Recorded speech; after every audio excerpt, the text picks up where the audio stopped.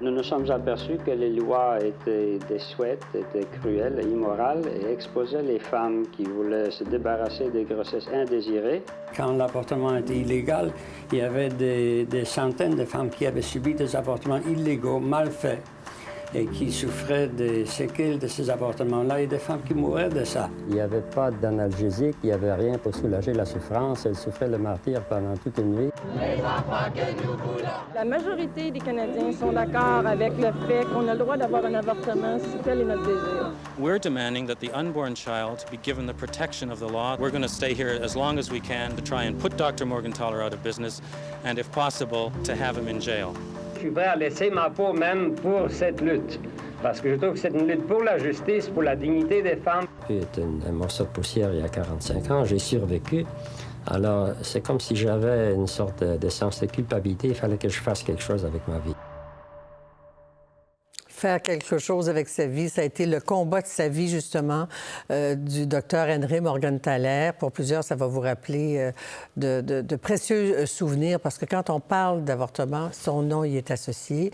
L'histoire de ce médecin fait l'objet d'une bande dessinée, un roman graphique paru tout récemment. Dans les années 70, le docteur Morgentaler commence à pratiquer des avortements illégalement, au fond. Il est arrêté, mis en prison, a dû subir plusieurs procès, a été acquitté, et finalement, l'histoire s'écrit et on la revit avec le scénariste Michel Viau et Catherine Giroir, la journaliste derrière le cahier documentaire, parce que cet ouvrage, qui est absolument magnifique, se découpe en deux...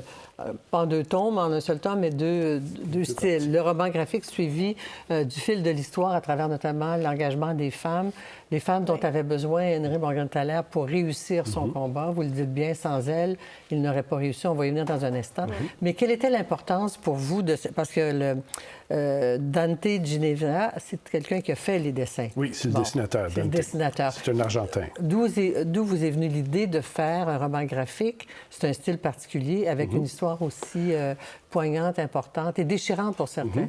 En fait, c'est l'actualité. Au moment où j'ai commencé à l'écrire, c'est le moment où la Cour suprême américaine a invalidé l'arrêt Roe versus Wade. Et la France avait décidé d'inclure le droit à l'avortement dans sa Constitution. Et je me disais, bon, ici, il y avait une montée de la droite aussi. Il y a une montée de la droite partout en Occident, puis souvent la droite n'est pas très favorable à l'avortement. Et je me suis dit, il faut en parler, il faut faire quelque chose, il faut rappeler ce combat-là. Et le nom de Morgentaler m'est apparu tout de suite, c'est évident, c'est Morgentaler. Alors...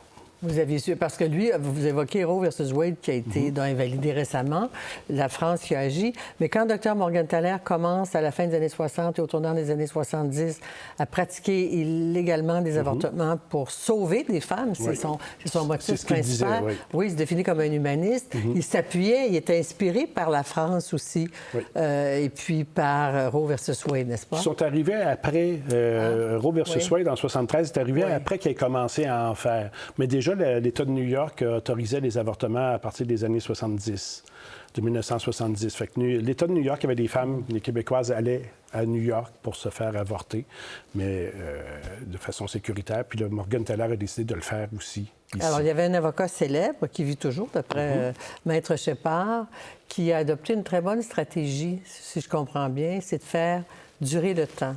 Oui. Durer les procédures pour finalement arriver à convaincre l'opinion publique. Et racontez-nous, au fond, comment tout ça a réussi, parce que M. Shepard dit c'est jamais gagné, ces causes-là. Oui. Ça fait partie du message du livre. Oui. En fait, c'est ça. Quand Morgentaler a été arrêté en 1970, Shepard lui a dit si tu vas en procès tout de suite, tu vas aller en prison, c'est sûr. L'opinion publique est en train de changer à l'égard de l'avortement. Il faut y tirer la chose. Donc, il y avait toutes sortes de procédures. Il tirait. Mais Morgentaler, lui qui était persuadé que cette loi-là était mauvaise, a provoqué les choses, n'a pas écouté son avocat dans le fond et a provoqué les choses. Il a déclaré publiquement lors d'une conférence de presse à Toronto, puis ensuite à Montréal, il l'a répété qu'il avait réalisé 5000 avortements dans les 5 dernières années. Et il y en a même fait un à la télévision. Qui a été diffusé le jour de la fête des mères. Et on va écouter un extrait de Maître Shepard, qu'on salue par ailleurs s'il écoute. Tout le monde à Montréal savait qu'il en faisait, il n'était pas inquiété. Et un jour, il en a eu assez d'être un hypocrite et il a décidé de déclarer publiquement qu'il avait fait 7000 avortements illégaux.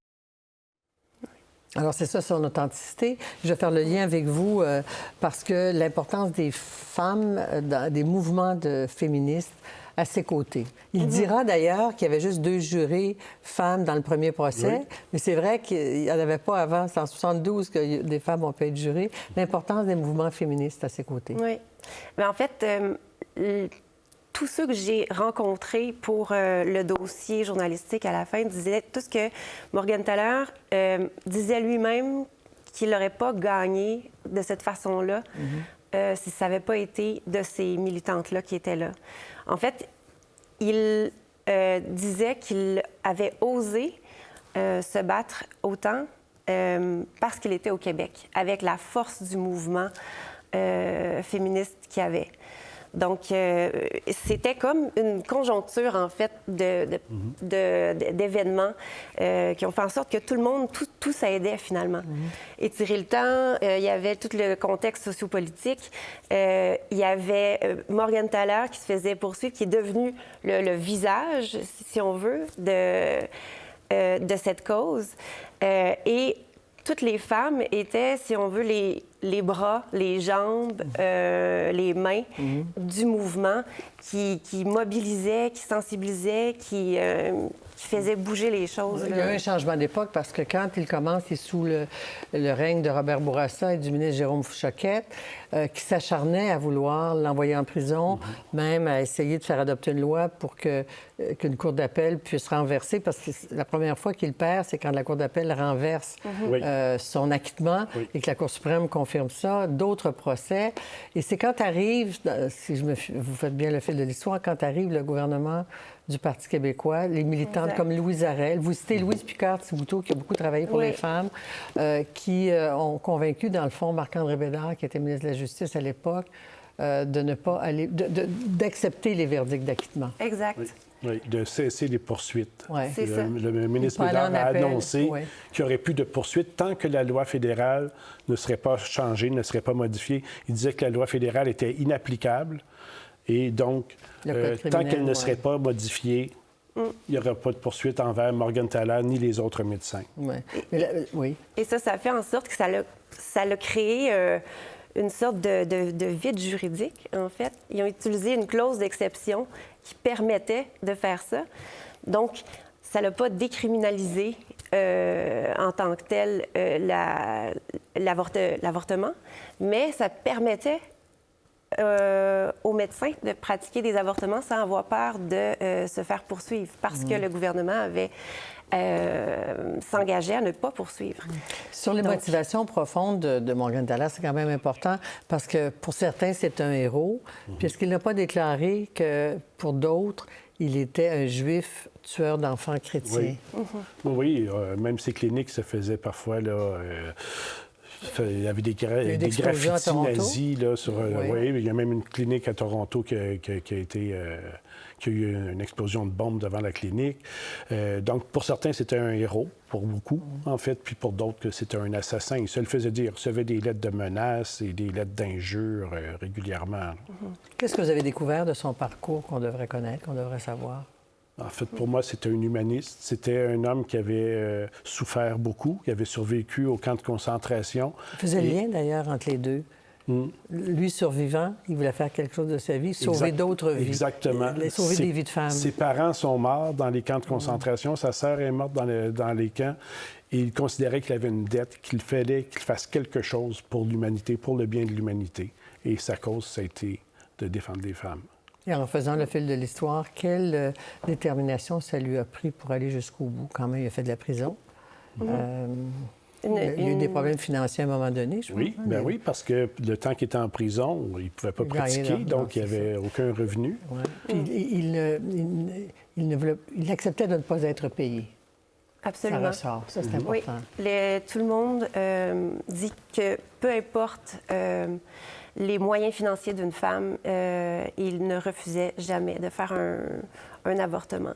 Donc, tu n'as pas de moyens, tu vas avoir le même service qu'une autre qui aura les moyens de payer. Donc, c'est payer selon ses capacités financières. finalement. Parce qu'il y avait beaucoup de femmes à chaque année au Canada qui mouraient Absolument. d'avortements clandestins. Sans compter toutes celles qui se retrouvaient à l'hôpital, là, mutilées et parfois rendues stériles à vie suite à des avortements ratés faits par des bouchers. C'est ça à quoi Morgentaler s'opposait. Là. Moi, j'ai appris que son premier avortement, c'était un prêtre qui lui a amené une jeune fille qui avait été violée par son père. Exact. C'est ça qu'il a décidé, parce qu'après, il avait pris position pour l'avortement, mais il n'en faisait pas. Il refusait, et beaucoup de femmes venaient le voir parce qu'il prenait position pour, puis il refusait de le faire, mais ce cas-là a été celui qui l'a fait basculer. Et tout a commencé à Tétroville. Oui, Exact. Dans une exactement. maison que vous redessinez. Une petite maison à Tétroville, oui. Puis il y avait des manifestations pendant des mois, et des menaces même, n'est-ce pas? Ben oui, moi, j'habitais Pointe-aux-Trembles à l'époque et je passais en autobus pour me rendre au cégep et je voyais les gens avec des pancartes devant un petit bungalow bien ordinaire. Je me demandais, mais que font ces gens devant cette maison? Et j'ai su que c'était la fameuse clinique du docteur Morgentaler. Alors, un récit historique en roman graphique. Morgentaler avec elle au pluriel, les femmes dont vous nous parlez, vous les citez, ces femmes qui ont milité pour lui pendant toutes ces années. Merci à Michel Viault et Catherine Giroir. Merci beaucoup. Merci. Merci.